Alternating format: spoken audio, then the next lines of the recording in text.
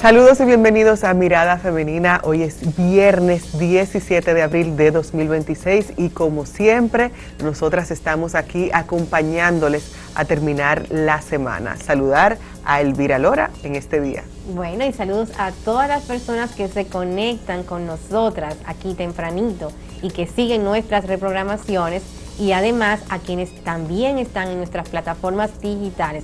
Me gusta saludarles porque hay gente de Nueva York, de Barcelona, de San Juan de la Maguana, de Baní, o sea, de todo el planeta y de nuestro país nos acompañan aquí dando una mirada analítica diferente y también con mucho pensamiento crítico y positivo de lo que es el acontecer de nuestro país y del mundo indígena. Elvira, y también aprovechando el día, no quisiera continuar con estos temas sin antes felicitar a mi padre que está de cumpleaños en el día de hoy, así que muchas felicidades a mi padre que ve este programa, que es un fiel seguidor de Acento TV, Tito Suero. Un abrazo. Muchas felicidades al doctor y escritor. Así es. Y también, ¿verdad?, investigador del Carnaval Dominicano. Nuestras felicitaciones. Gracias, Elvira, gracias. Y bueno, hay algo que tenemos que ver y que es muy importante y es lo que ocurre en las puertas, adentro, puertas cerradas del Congreso Nacional, sobre todo por esos diferentes proyectos que aprueban nuestros legisladores. En este caso le toca el tema de las deudas con los contratistas. Recuerden que hace algunas semanas se ventiló en la prensa e incluso vimos algunos legisladores de oposición opuestos, valga la redundancia, a este tema del proyecto que se presentaba en el Congreso para saldar las deudas con los contratistas. Hubo algunas reparaciones, algunas observaciones que se le hizo en ese entonces al proyecto, porque en este caso, ellos buscan facilitar el pago de deudas pendientes con contratistas del Estado. Recuerden que el Estado Dominicano es un Estado que debe a mucha gente y que por el que mucha gente se endeuda. Y pues vimos cómo este proyecto en su momento presentaba un listado de diferentes personas a las que se le tendría que retribuir ese trabajo que hicieron, y hablamos desde la década de los 90. En ese momento se observaron algunas cosas y parte de lo que se decía era que eso podría dar pie a una discrecionalidad y a una opacidad. Entonces, en esta nueva versión del proyecto se crea, y esto es muy importante, se crea una comisión que sería la encargada de revisar caso por caso antes de saldar la deuda con esos contratistas. Contratistas que son mayormente constructores, ingenieros, arquitectos, agrimensores, que superan los 561 personas o empresas y que han realizado, y eso es bueno que esté la comisión, han realizado obras de infraestructuras importantes, lo que es la inversión pública, es decir, desde escuelas a hospitales.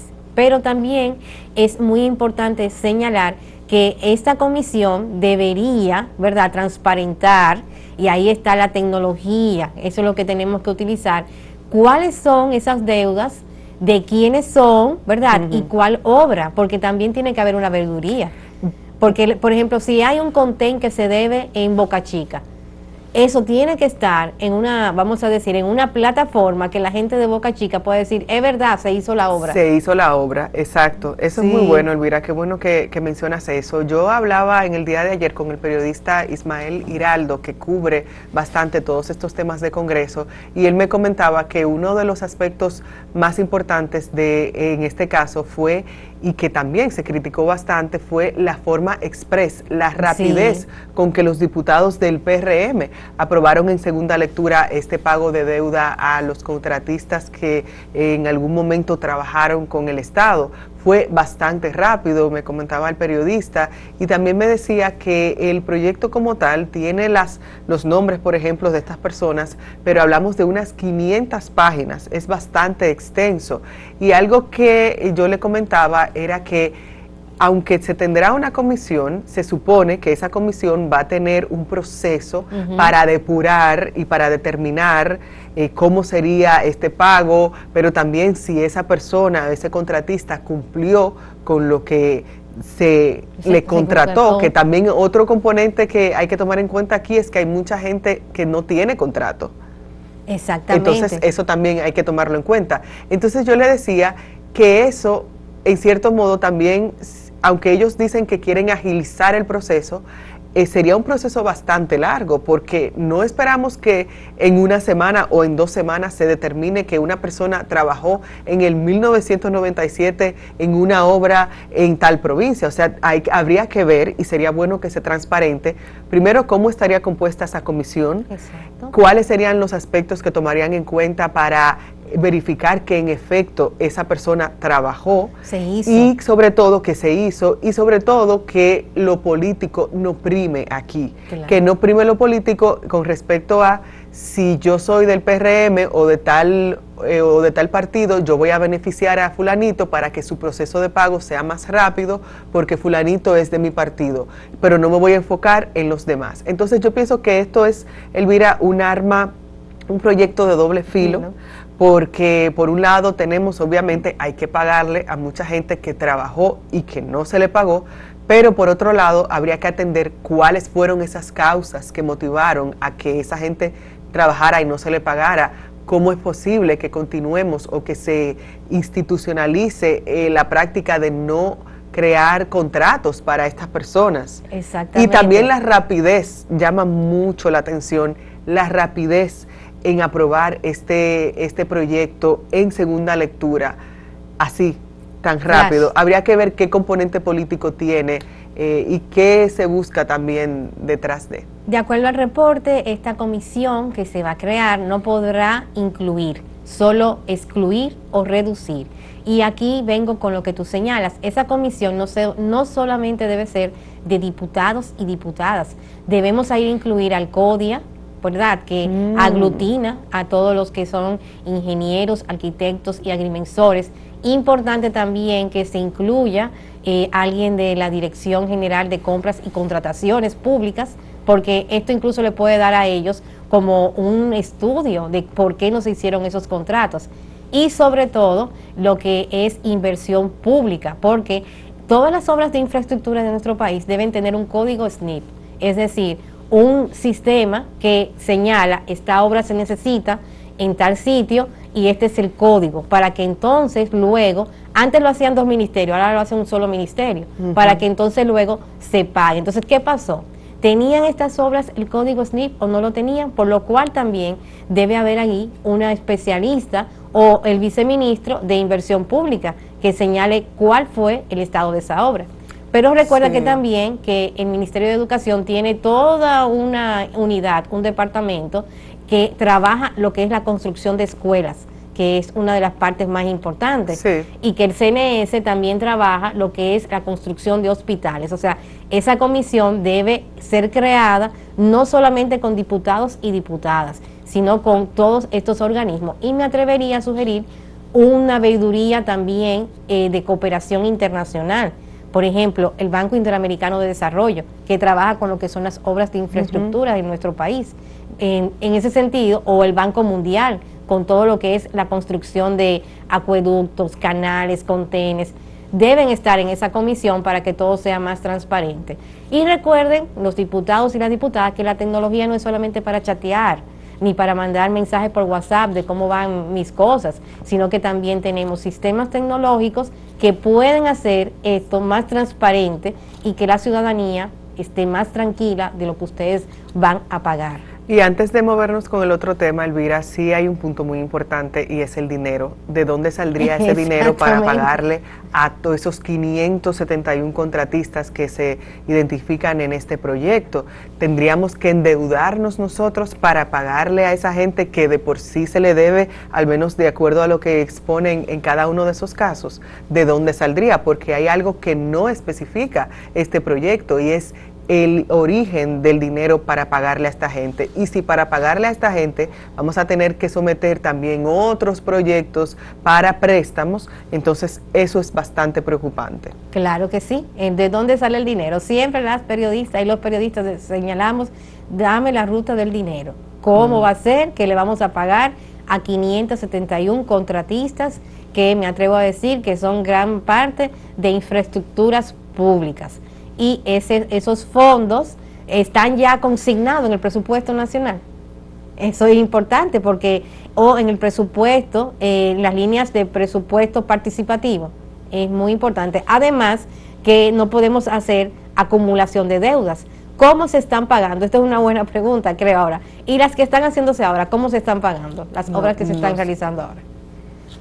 Hasta yo quiero saber. Todo eso es porque no hemos adoptado en realidad y globalmente lo que es un gobierno de datos abiertos, que es importante. Y también se nos hemos quedado un poquito muy rezagados de lo que es el presupuesto participativo y que las comunidades, los y las periodistas podamos ver qué se está haciendo en materia de inversión pública. Eso está silente. Bueno, y algo que también está silente es un tema muy delicado aquí en nuestro país, pero cada día, cada semana vemos algo que se relaciona con el tema de violencia intrafamiliar. Cada día vemos a una mujer agredida, a cada semana, cada mes vemos cómo aumenta también la cifra de mujeres muertas a manos de hombres, a manos de sus exparejas o de sus parejas actuales. En este caso tengo dos situaciones. Una es la de la diseñadora Isoris Lizardo. Me llamó mucho la atención unas declaraciones que ella hacía donde ella advertía lo que pasa con respecto a su caso. El 15 de diciembre en Jarabacoa, su expareja Domingo Guillermo Diloné, esta señora dice que la golpeó un karateca, la despertó a golpes, de acuerdo a lo que ella dice. ¿Y qué pasa? Que inicialmente este caso derivó en prisión domiciliaria, pero por unas causas que ella misma no entiende, cambiaron esta medida a presentación periódica. Obviamente esta señora está atemorizada, no entiende qué está pasando y dice, ¿cómo es posible que una persona que me agredió le cambien la medida a presentación periódica? Así mismo, fíjate que el país tiene que avanzar hacia un sistema de protección de la mujer y de sus hijos e hijas, porque ha aumentado la violencia vicaria en nuestro país, más efectivo. Recientemente, por ejemplo, en España se ha estado implementando y ya tienen resultados de lo que y que ha fortalecido el sistema de protección de las mujeres, dispositivos GPS antimaltratador. Y estos dispositivos que están ya funcionando en Madrid, en Baleares, en Ceuta y en Melilla, están protegiendo más a las mujeres, y cada vez que el maltratador se acerca o sale de su zona, ¿verdad?, de donde debe estar, hay una alerta. Y no alertan a las familias, no alertan a las mujeres, sino al sistema de protección, a la policía, al Ministerio de la Igualdad allá, a la Fiscalía, y entonces ese maltratador es buscado. Pero aquí todavía tenemos que la misma orden de, vamos a decir, de arresto, tiene que llevarlo la mujer. O quizás la diseñadora se dio cuenta de esto porque alguien le dijo, mira, pero yo vi a fulanito cerca.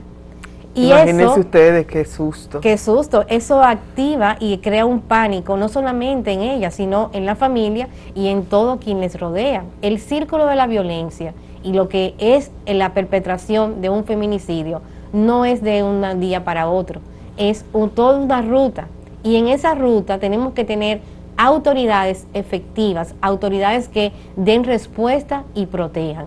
Otros casos, por ejemplo, a la mujer es a quien se le encierra en este país, en los albergues. Las famosas casas de acogida o centros de acogida, que hay muchas quejas también con respecto a eso, y eso no... Claro. Se encierra a las mujeres. A las mujeres y a sus hijos. Por ejemplo, un caso cercano que conozco, se le encierra a la mujer de 28 años que tiene 4 niños y 4 niñas. Esos 4 niños de 8 años a 2 años dejan de ir a la escuela.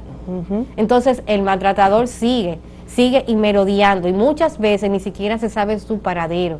¿Y qué pasa luego? Luego, lamentablemente, puede llegar a perpetrar el crimen del feminicidio. Entonces estamos hablando de una ruta que no debe dormir, así como no debe dormir el sistema de alerta ante el cambio climático, esto tampoco puede dormir. Y otro feminicidio, Elvira, también, y qué pena tener que hablar de estos temas cuando ya finalizamos la semana, pero es necesario que de algún otro modo se evidencie que todavía siguen pasando, fue el de la joven Marianny Michelle Cuevas Román en Neiva, de 20 añitos. Ella falleció la mañana de este miércoles a manos de su expareja Jeffrey Sena Ferreras, de 24 años de edad. Imagínense ustedes qué horror. Hablamos de gente joven, un muchacho de 24 años, una muchacha de 20 años, que ambos pudieron dar muchísimo a la sociedad. Sí. Y qué lamentable que esta joven perdiera la vida a manos de este señor con un arma de fabricación casera conocida como chilena. Yo menciono el tema del arma porque aquí también hay que hacer, no sé qué o cómo, pero sí hay que hacer algún tipo de medida o de política para el tema de las armas y de fabricación casera que andan, que circulan. Sí. Ustedes no se imaginan, cuando vemos este tipo de casos que tienen que ver con violencia, hay siempre presente algún tipo de arma de fabricación casera. Yo, que en estos días he estado a pie y que me he tenido que mover en diferentes transportes, yo vi, por ejemplo, como un chofer sacó así, sí. Yo estaba sentada aquí y el chofer ahí, y el chofer sacó un machete. Ay, Dios mío. Para amenazar a otro que estaba, y yo, wow, ¿y qué pasa? Iba también en otro transporte, alcancé a ver unos motoristas que se pararon al lado del vehículo en el que yo iba, y hay unos motoristas que están discutiendo, y hay otro que coge y saca un puñalito así en plena Churchill, me parece que íbamos nosotros, o Núñez de Cáceres, una avenida importante, y este señor saca esto y yo me quedo así como que, wow, uno vive muchas veces por estar en nuestra burbuja, vivimos en una realidad, pero no nos estamos dando cuenta de lo que está pasando en el exterior. Claro. Hay gente que anda armada y que no tiene miedo para utilizar este tipo de utensilios.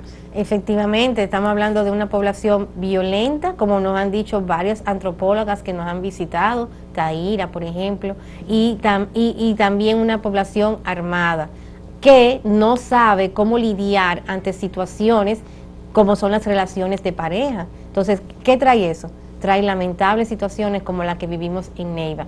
No obstante, tenemos que decir que la ministra Gloria Reyes y el Ministerio de la Mujer está de una manera u otra, porque tienen pocos recursos, es el ministerio de los que menos recursos tiene. ¡Qué vergüenza! Eso es una vergüenza. Pese a la situación de la mujer dominicana. Entonces, ella tiene muy buenas ganas de trabajar, pero con pocos recursos es casi es insostenible lo que ella pueda realizar.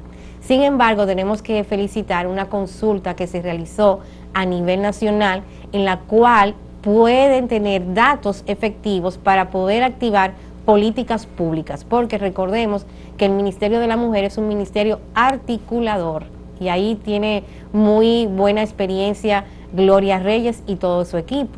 No es el ministerio que va, por ejemplo, a prevenir de manera directa un feminicidio. Es el ministerio que le va a enseñar a la policía cómo prevenir un feminicidio.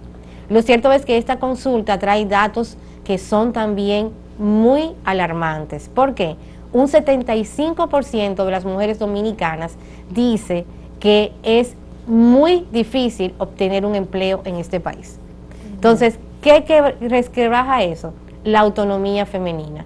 La autonomía femenina es la manera en que las mujeres podemos solventar nuestros gastos y también ayudar a nuestras familias. Recuerden que, por ejemplo, en nuestro país, una de las grandes venas productivas son las remesas. Pero ¿quiénes son las remesadoras? Son las mujeres que se van de este país. Entonces, la autonomía en nuestro país, con este dato de que 75%, 74% considera que es difícil tener un empleo, nos hace y hace a las mujeres dominicanas más propensas a los feminicidios, porque muchas veces las situaciones que terminan en el crimen vienen por una situación económica. Incluso hay estudios de universidades tan prestigiosas como Harvard que señalan que ante crisis económica hay aumento de feminicidios.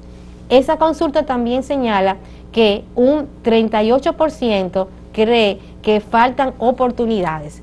¿Pero por qué faltan oportunidades? Por la triple agenda de las mujeres, que no pueden desligarse de lo que son esa economía silente, la economía del cuidado, y un 28% de capacitaciones. Y ustedes dirán, pero tenemos Infotep, tenemos también, por ejemplo, otros organismos que, por ejemplo, en marzo se vanagloriaron de todos los programas que tenían a favor de la mujer, pero esos programas no están viendo cuál es la realidad de una chica dominicana que tiene que ir a estudiar, pero también tiene que hacer oficios. Así es. Tenemos, Elvira, el corte de Gloria Reyes. Escuchemos qué ella dice al respecto. De hecho, el 43% de las jóvenes consultadas considera difícil conseguir un trabajo que les permita ser independientes. También muestra que la carga de los cuidados continúa limitando su desarrollo. El 40% de las jóvenes señaló que las responsabilidades de cuidado, al menos en ocasiones como cuando quieren conseguir un empleo o quieren ir a un curso, les afecta su oportunidad de crecimiento personal y profesional. Y muestran además que la confianza en las instituciones sigue siendo un desafío que debemos seguir trabajando. El 63% identificó el miedo a las represalias como la principal barrera para denunciar la violencia. Y una parte importante expresó que aún tiene dudas sobre la capacidad de respuesta de nuestro sistema. Es relevante notar que un punto clave que trajo la consulta es que está latente la confianza en el Estado y es que se sigue apostando por un país donde sus derechos sean garantizados.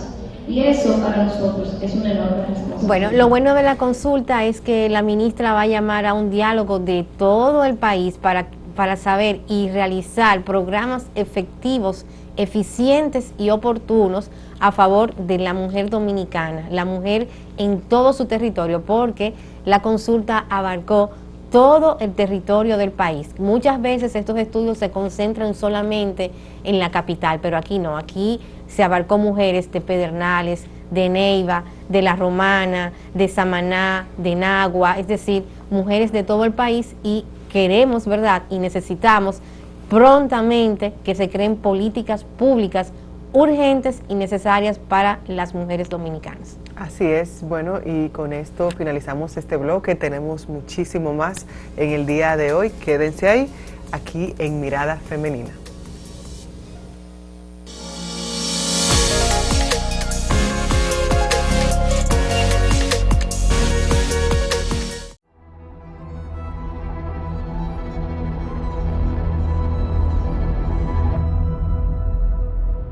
En la República Dominicana, 7 de cada 10 mujeres enfrenta violencia digital, una agresión que impacta profundamente su salud emocional y corporal. Peor aún, esta forma de violencia apaga sus voces, debilitando el ejercicio democrático al que todas tenemos derecho. Es un entorno hostil que impone autocensura y reduce la participación en la vida pública y política, los medios de comunicación y las instituciones. Por eso te invitamos a romper el algoritmo, porque juntas somos invencibles. Aquí estamos las que hemos resistido a los ataques de descrédito, los comentarios misóginos y debates manipulados. Estamos con nuestras experiencias vividas para que ninguna dominicana más sea víctima de los discursos de odio, la ridiculización sistemática y los intentos de borrarnos de la historia. Como nuestras pioneras, no vamos a rendirnos en la urgente tarea de pensar, construir y transformar la República Dominicana desde nuestros saberes. Romper el algoritmo es levantar la voz frente a las campañas difamatorias, porque no nos van a callar. Romper el algoritmo es aprender de nuestras heridas y resistencias. Romper el algoritmo es empoderar, creando las herramientas necesarias para vivir libres de violencia digital. Romper el algoritmo en contra del silencio digital.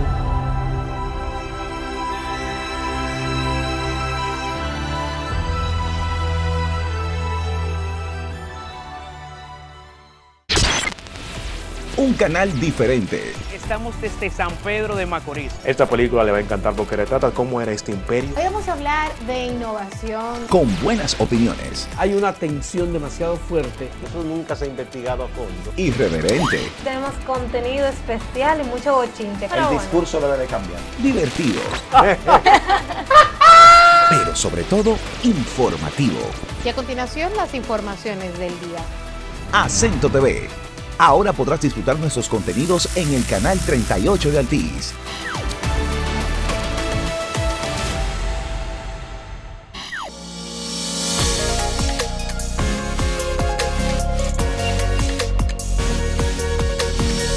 Continuamos en Mirada Femenina. Hace una semana tuvimos una noticia que de manera, vamos a decir, muy progresista, vi con ojos muy positivos.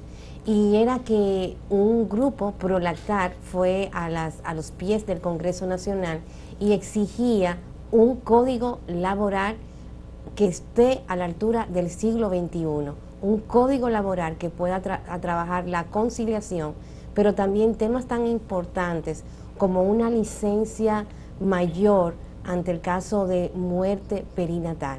Y por eso hemos invitado en el día de hoy a su activista.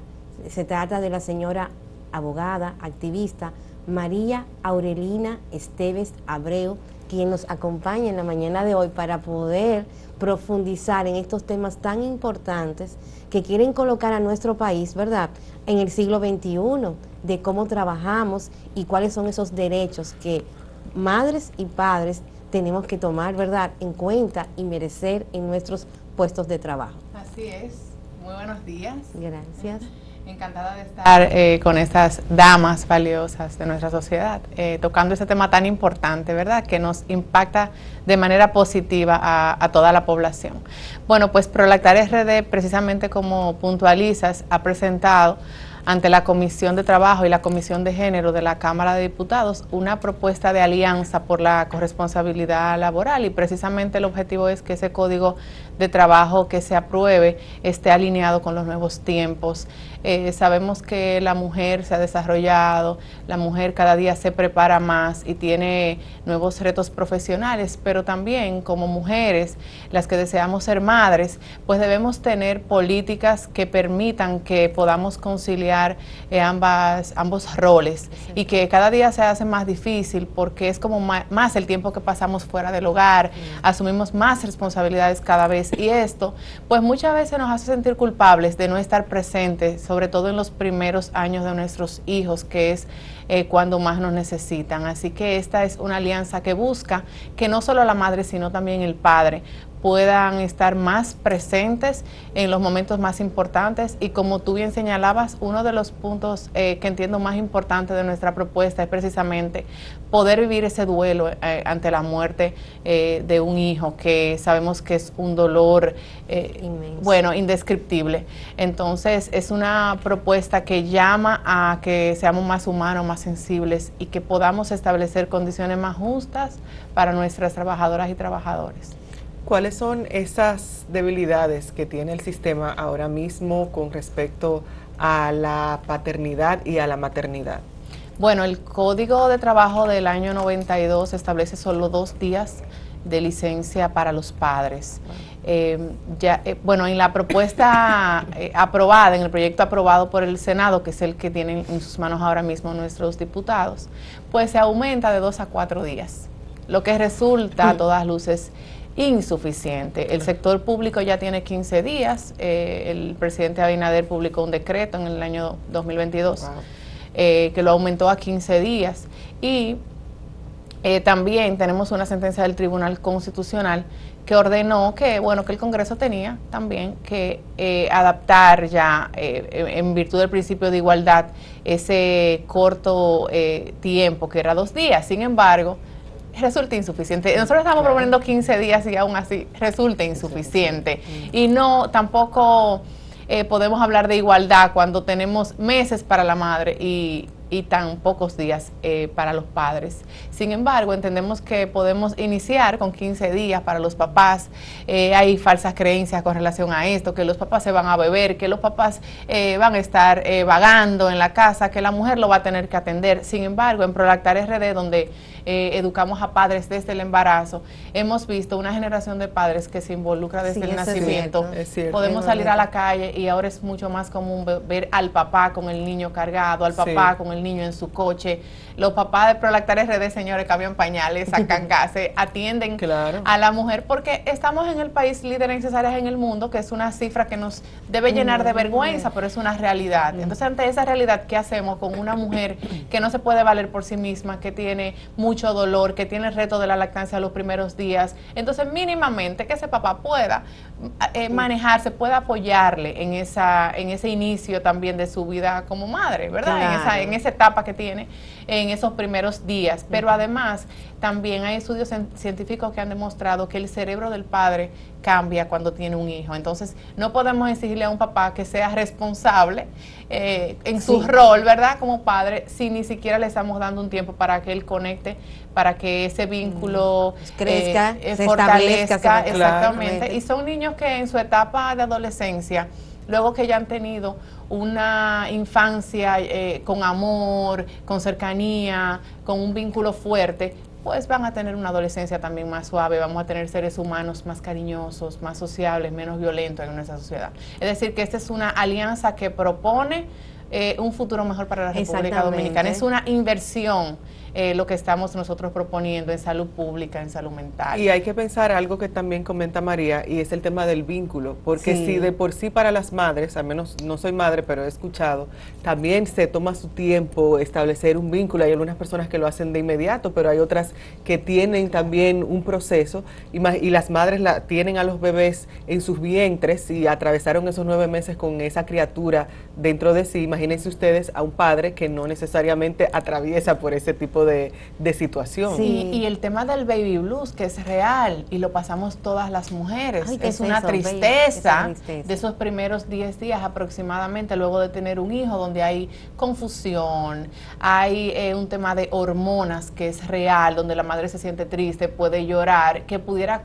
convertirse incluso en depresión postparto. Exacto. La lactancia materna también aporta en este sentido por la liberación de oxitocina, que es la hormona que nos ayuda a sentirnos mejor, estar más felices, incluso en medio del dolor que puede significar a veces una lactancia materna, porque cuando nuestras mujeres no están listas para el proceso, no saben cómo su cuerpo funciona, muchas veces sienten mucho dolor al inicio de la lactancia materna, y por eso es que necesitan tener todo el apoyo necesario.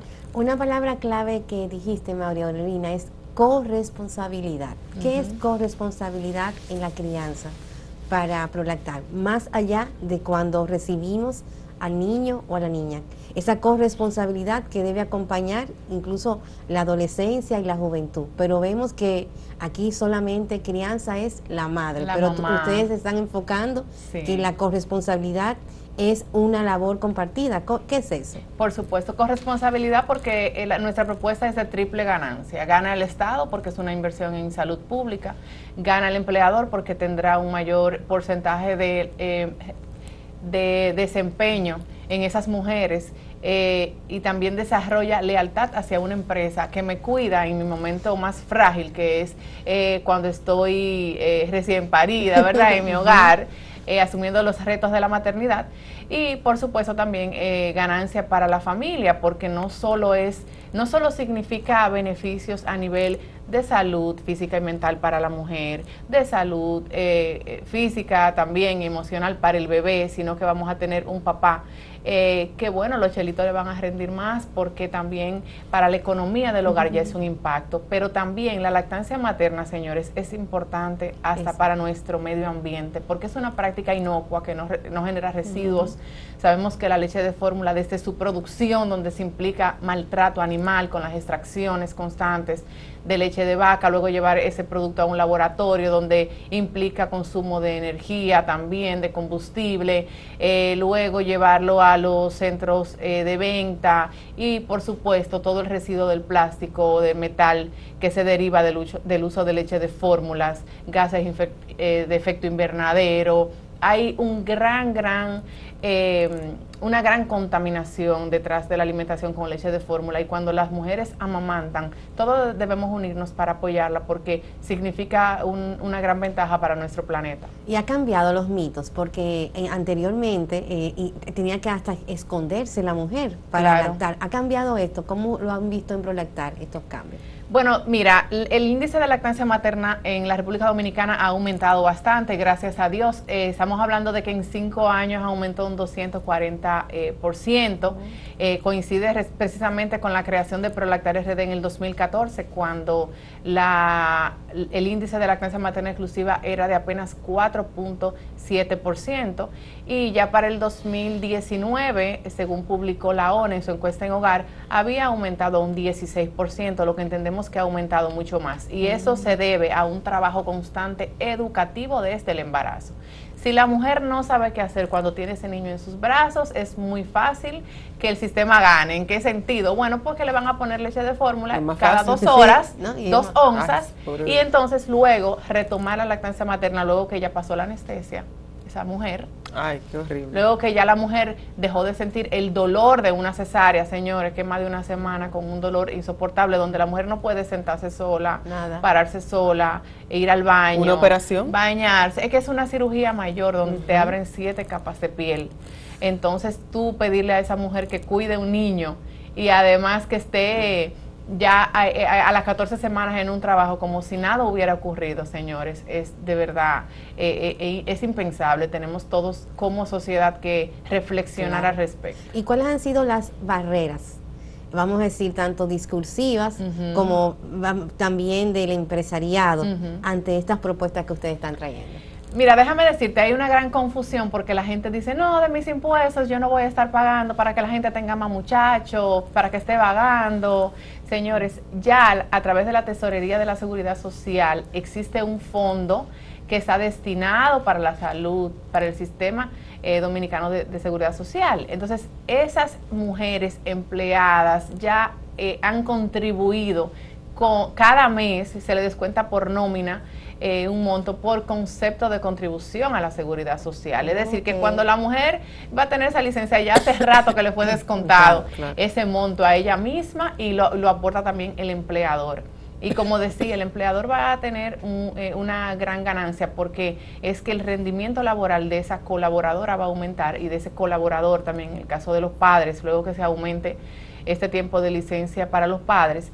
Y también el tema de la fidelidad a la empresa. Señores, es menos ausentismo laboral, porque es que una mujer que tiene un hijo más sano es una mujer que pide menos permisos en el trabajo, que se ausenta menos, que está más alegre de tener un hijo sano, aunque esté el cuidado ya de otra persona cuando está más grandecito.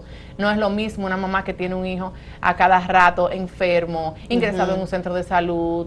Es muy diferente el rendimiento laboral de estas mujeres. Veo aquí que tienen la licencia de maternidad de 6 meses y sostenibilidad económica, dignidad en el duelo y protección laboral, así como salas de lactancia y flexibilidad.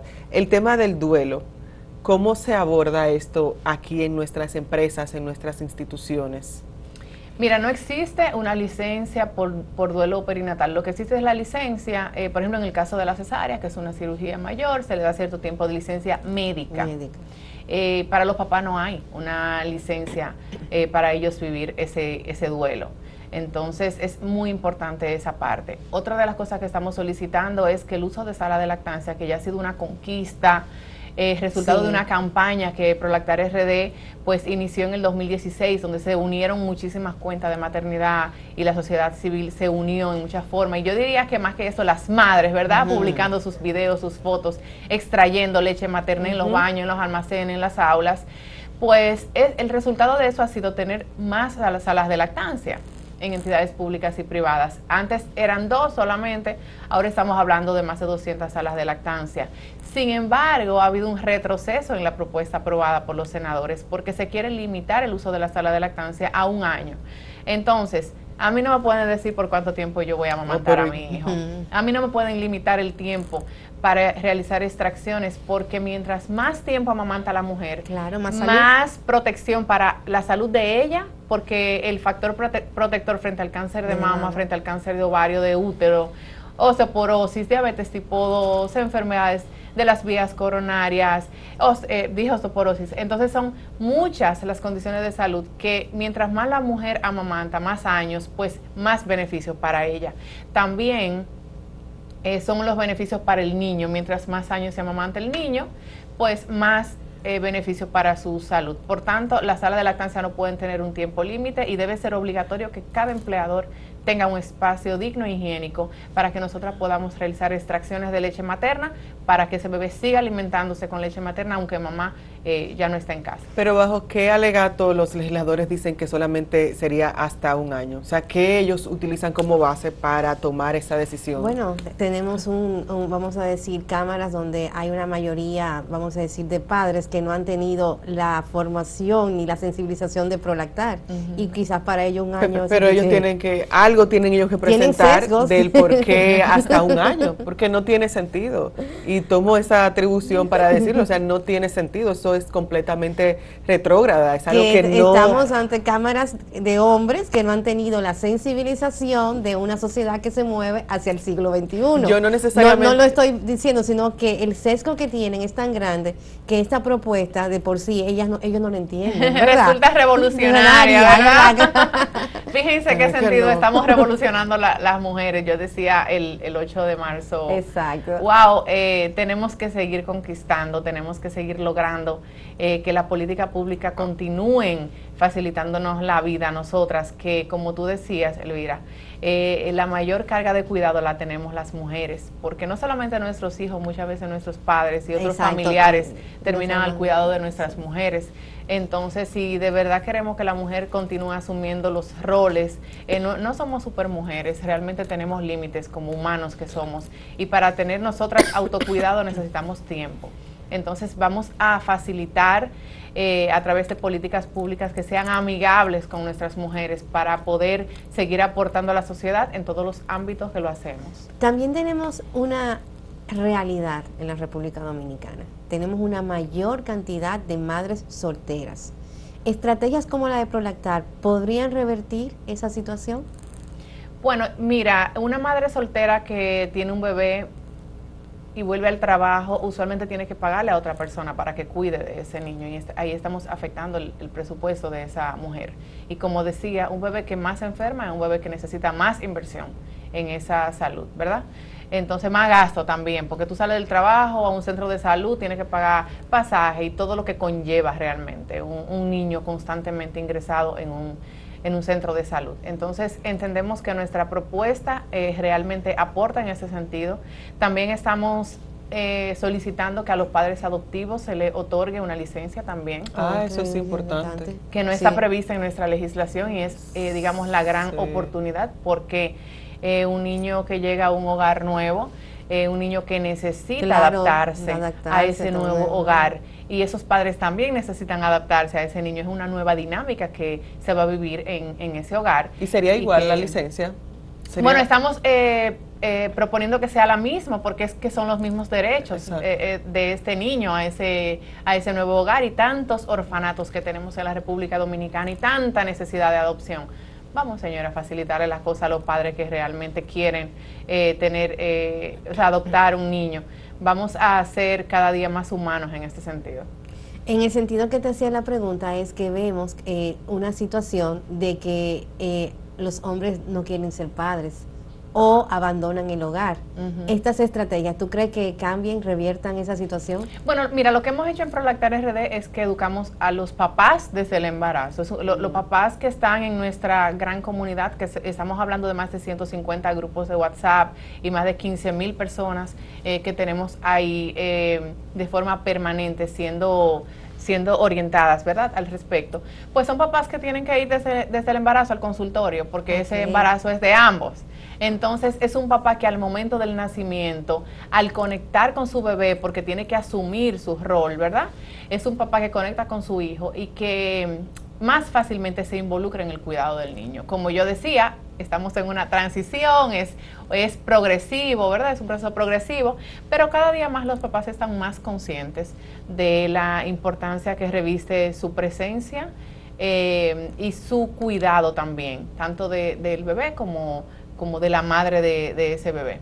¿Ustedes llegan también a las provincias? ¿Cómo? Porque generalmente nos concentramos mucho en el centro, pero no sé qué pasa, por ejemplo, en las provincias. Me imagino que la dinámica es diferente. Mira lo que sucede. Prolactar RD ha trabajado durante casi 12 años de manera virtual totalmente. Entonces, Cada mujer, cada papá que tiene un celular en la mano con WhatsApp ya tiene acceso a nuestros grupos totalmente gratuitos. Bien, desde el embarazo hasta que termina el proceso de lactancia materna. Y sería bueno que antes de irnos a la pausa y bueno, despedirte, dieras cómo poderse conectar a esos grupos. Por supuesto, pueden seguirnos en las redes sociales, @prolactarrd. Todas las mujeres embarazadas y las mujeres que están lactando pueden solicitar ingreso a uno de nuestros grupos y recibir orientación totalmente gratuita. También les pedimos que nos acompañen en este proceso ante la Cámara de Diputados.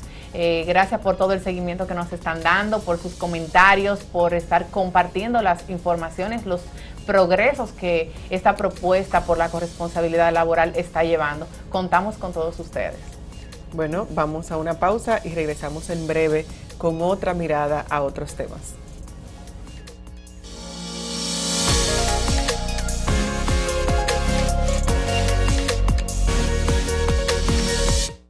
No todo pasa en un solo lugar, Estados Unidos presentó su visión. pero todo nos impacta. Vive un momento histórico. La noticia que marca el día, la decisión que cambia el rumbo, las historias que explican lo que vivimos. Fijaron su posición acerca de la designación. Justicia, salud, política, educación y actualidad.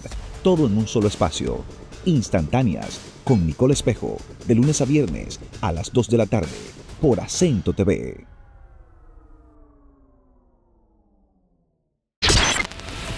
Un canal diferente. Estamos desde San Pedro de Macorís. Esta película le va a encantar porque retrata cómo era este imperio. Hoy vamos a hablar de innovación. Con buenas opiniones. Hay una tensión demasiado fuerte. Eso nunca se ha investigado a fondo. Irreverente. Tenemos contenido especial y mucho bochinche. El discurso debe de cambiar. Divertido.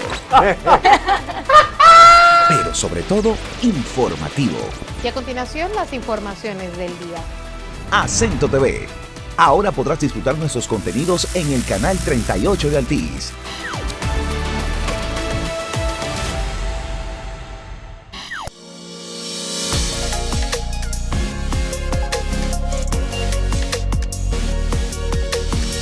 Y estamos también con Julio Solano, con quien vamos a abordar un tema muy importante de lo que nos está sucediendo en estos últimos días cuando hacemos un prom. Y qué mejor que conversar con Julio sobre estos temas. ¿Cómo estás, Julio?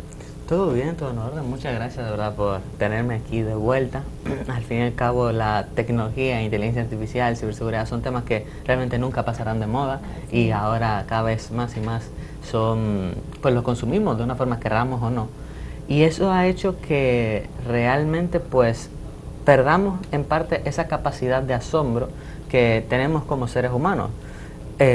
Un ejemplo puntual que me gusta mucho es una frase muy famosa que escuchábamos de que una imagen vale más que 1000 palabras, pero hoy en día tiene como el valor de 5 palabras. Dame una imagen de lo que fuera. Exacto. Entonces, ¿cómo la inteligencia artificial generativa pues nos ha hecho poco a poco irnos acostumbrando a cosas que hace meses, ni siquiera años, no existían? Entonces, esto le pasó a alguien en particular. Esa persona, pues, resulta que es un investigador de Anthropic. Anthropic es una empresa de inteligencia artificial, la cual, pues, ha sonado mucho últimamente por un tema que hubo relacionado en Estados Unidos. Sí, exacto. El Pentágono. El Pentágono. Pues, quiero que nos pongamos en los zapatos de ese investigador por un momento, imaginando que estamos en un parque. Estamos en un parque, pues, comiendo un sándwich, de hecho. Y estamos ahí despejándonos del estrés del trabajo, que me imagino mucho estrés tiene que tener un desarrollador de inteligencia artificial. Claro. Cuando le llega un correo. El correo que le llega es de parte de una inteligencia artificial. Pero no es una inteligencia artificial que él programó para que le envíe un correo cada cierto tiempo. Oh, Dios mío. Es una inteligencia artificial que él había dejado encerrada en un espacio sandbox. Para entender y explicar rápidamente, un espacio sandbox es un espacio virtual en el cual yo tengo mi computadora. Dentro de esa computadora tengo un escritorio en el cual no tiene ni acceso a internet.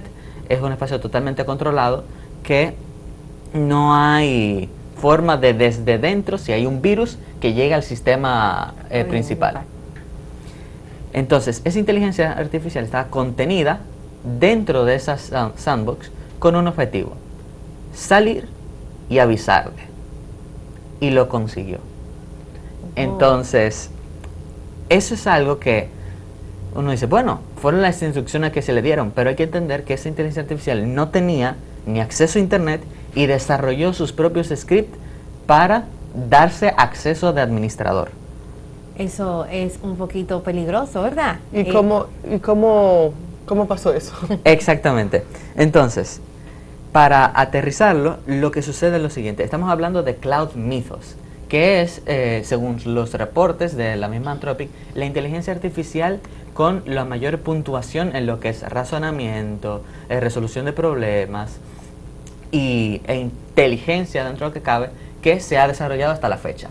Estamos hablando que supera por bastante el ChatGPT que hablamos todos los días. El tema radica en que al ser tan inteligente comete más, es como un guía experto de montaña que va a llevar a esas personas a la parte más peligrosa del Everest porque confía en sí mismo. Es decir, toma más riesgos porque es más inteligente y así se considera. Entonces ahí es donde radica su mayor peligro. En el caso del sandbox, sí, la particularidad de cómo sucede es porque, a diferencia de cómo está programado ChatGPT, Gemini, de que responden, es Cloud Mythos, que es como se llama esta inteligencia artificial, Cloud Mythos Preview específicamente, tiene la particularidad de que toma impulso. Es decir, por sí misma. Pero la hicieron para que, o sea, ¿tiene características o algún detalle que haga que sea potencialmente autónoma o para que tome impulso de esa forma? No sé si sería la palabra autónoma, porque... No, claro. Aquí la diferencia radica principalmente en el hecho de que esa inteligencia artificial tiene la capacidad, se le dio la capacidad de actuar por cuenta propia. En eso se refiere a la autonomía. Es decir, como hablamos anteriormente, Gemini y ChatGPT responden ante impulsos. Aquí la inteligencia artificial diría, tengo hambre, como un sándwich. En vez de... Es autónoma, o sea, ella misma decide. Sí. Y eso puede ser muy riesgoso, tanto para lo que es la seguridad, como lo que son las decisiones mismas. Imagínense si ya tenemos un presidente un poquito desquiciado en los Estados Unidos que toma decisiones solo, una máquina que toma decisiones sola. ¿Nos estamos acercando a eso de la ciencia ficción? En este caso podemos verlo prácticamente como ciencia ficción, lamentablemente es ciencia real, porque pasó, y eso es lo que quiero quedar claro. Nosotros nos hemos acostumbrado a que la inteligencia artificial escribe texto, genera imágenes, hace videos, pero también... Pero con una orden nuestra. Con una orden nuestra, pero ahora esta inteligencia artificial es lo que ellos denominan un agente autónomo de frontera. Es una inteligencia artificial, un modelo del lenguaje capacitado plenamente para tomar acciones por cuenta propia sin que nadie le diga nada. En este caso, cuando la inteligencia artificial escapó, la instrucción era escapar y avisarle. Eso lo hizo por su cuenta, bajo esa orden. Sin embargo, tomó una iniciativa, que fue esos resultados de esos scripts que desarrolló para explotar el sistema y poder salir, ¿verdad? Todo ese hackeo de ciberseguridad, decidió publicarlo en foros de internet de forma voluntaria, como evidencia de su razonamiento.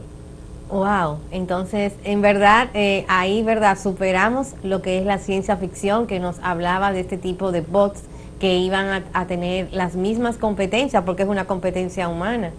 ¿Qué riesgos podríamos tener con este tipo de desarrollo? Sí, lo bueno para nosotros es que Anthropic no ha liberado el modelo. Ahora mismo existe un plan, que es el plan GLASS, de forma breve, que ese plan de Anthropic limita ese modelo a unas cuantas empresas en particular. En este caso, exactamente, el Project Glasswing, mírenlo ahí en pantalla. Ese proyecto escoge una serie de empresas, las cuales pues directamente tienen ese acceso breve al modelo, debido a su gran capacidad.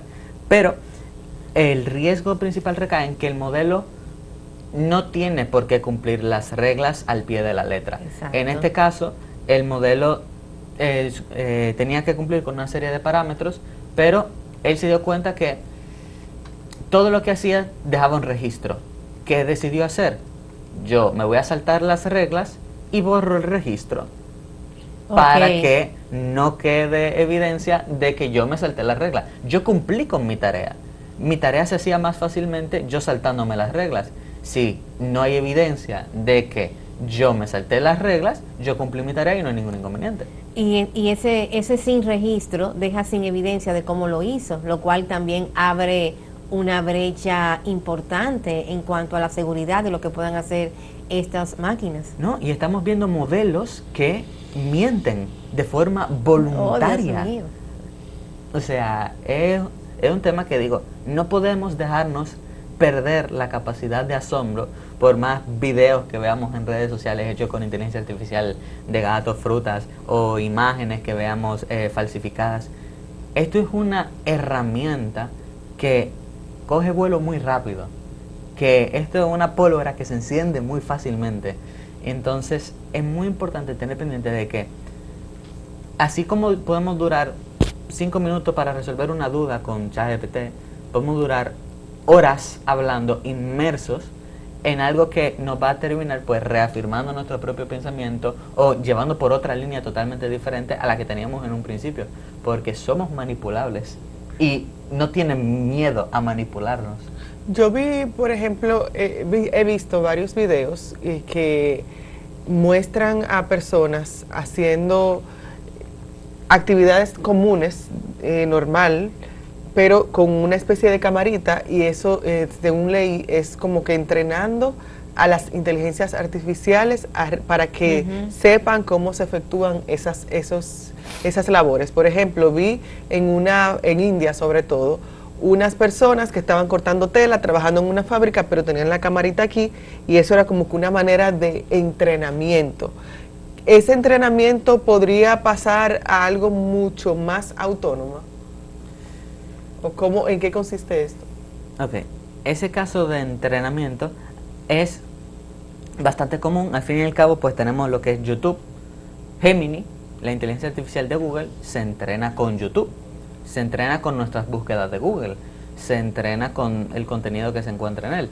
Entonces, esto de grabar video es más, yo lo veo para un lado de robótica e inteligencia artificial aplicados juntos. Es decir, es darle un cuerpo a esa inteligencia artificial para que pueda efectuar esos cortes de forma puntual, y ya tiene la forma de cómo hacerlo, porque lo tiene grabado.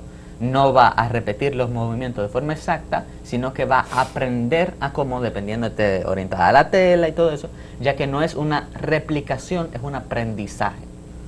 Pero no, y si se combina eso con una mente, con cloud, que piense, que haga sus cosas, eso no podría ser peligroso. Bueno, los puestos de empleo, que es una de las temores que se tienen con la inteligencia artificial, ¿verdad? Podría ver eso hecho realidad. Sí, o sea, totalmente. Al fin y al cabo, lo que tenemos son inteligencias artificiales que, en este caso en particular, esa inteligencia y temeridad incluso no es un fallo, es algo inevitable en este apartado. Entonces hay que tomar pendiente, ¿realmente esto necesita inteligencia artificial? Está bien, yo puedo hacer un copy para redes sociales con inteligencia artificial, pero yo tengo que darle una inteligencia artificial a una máquina que va a operar a una persona en vivo. Hay que ver, porque puede ser que haga un trabajo con mayor precisión que el ser humano. Va a llegar a un punto posible, hay que verlo, en el que el ser humano quizás sea el cuello de botella de muchas operaciones. Que nosotros seamos el factor limitante.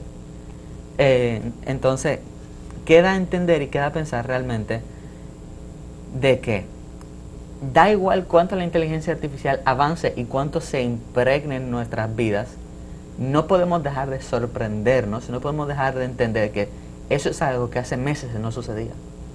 Claro. Y por ejemplo, ¿cuáles soluciones podemos tener para que eso de cloud no pase, vamos a decir, a marca mayor? Es decir, solamente le envía un mensaje a su creador, pero que no sea una inteligencia artificial que pueda provocar una situación mayor, como un ataque un lanzamiento de un misil? ¿Qué podríamos hacer? Claro, eso... Que se inserte en una televisora y dé un mensaje falso y bueno, y cree una estampida. Bueno, todo lo que vemos en la ficción puede entonces hacerse realidad. Sí, eso es lo que deja ver este caso en particular. Pero lo bueno son las medidas como Anthropic. Mientras tengamos empresas, ¿verdad?, dentro de lo bueno y lo malo, para no exaltar a nadie, Anthropic ha limitado el modelo, no lo ha dado a todo el público, porque sabemos que, aunque es en parte una élite, ¿verdad?, que algunos tienen acceso, otros tienen ventaja, pero es mejor ahora un acceso limitado a algunas personas, que toda la humanidad, igual como tiene acceso libre a ChatGPT, tenga acceso a modelos de inteligencia artificial que sean capaces de, básicamente, romper leyes, claro, y romper su propio espacio. Son palabras mayores. Sí, de hecho, por ejemplo, en la semana pasada el Poder Judicial trabajó mucho lo que es la inteligencia artificial y los casos jurídicos, a propósito de cómo aquí todos están estancados. Y me imagino que vienen estudiando los jueces, las juezas, cualquier situación que pueda provenir de inteligencia artificial y cuáles serían las evidencias que necesitan. Pero si la misma máquina borra la evidencia, estamos en una situación de verdad que no quisiera alarmar, pero un poco sui generis, diferente. Sí, no, la idea no es alarmar, pero es crear conciencia. Hay que entender y diferenciar, porque no estamos todavía, gracias a Dios, en un momento en el cual pues la inteligencia artificial toma el control de todo, nos destruye. No, eso no es así. Sin embargo, tenemos que ver en manos de quién está esa inteligencia artificial que tiene esa capacidad. Eso es también lo que me preocupa, porque al tú decirme que es una élite de un país que ha atacado a otro país por amenaza, entonces es más esa preocupación. Sí, lo bueno es que justamente en este apartado tenemos Anthropic, que es la del Pentágono, que no se llevan tan bien. Entonces, por ahora vamos más tranquilos, pero estamos pues marchando por ahora en dirección correcta, con los ojos avisores. Bueno, hay que estar muy al tanto de todo lo que pase con relación a la inteligencia artificial, sobre todo porque ese es nuestro presente y será también el futuro. Y recuerden que pueden seguir el contenido de Acento en las diferentes redes sociales. Exactamente. Acento Diario y Acento TV _.